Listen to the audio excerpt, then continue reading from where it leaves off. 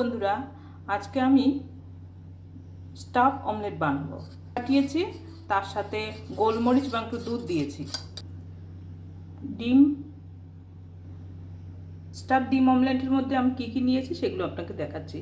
এটা ক্যাপসিকাম আছে, এটা গাজর আছে, পেঁয়াজ কুচি, মাংসর কিমা এবং লঙ্কা আর টমেটো। প্যানে তেল দিলাম,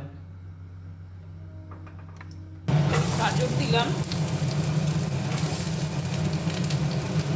পেঁয়াজ দিলাম, কুচনো পেঁয়াজগুলো দিয়ে দিলাম, ক্যাপসিকামটাও দিয়ে দিলাম। একটু ভাজছি, নাড়াচাড়া করি।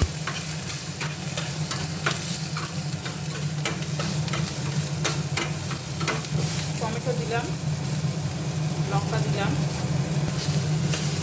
একটু লবণ দিয়ে দিলাম। সবজিটা নরম হয়ে গেছে, এবার ডিমটা দিয়ে দেবো। এবার ডিমটা দিয়ে দেবো।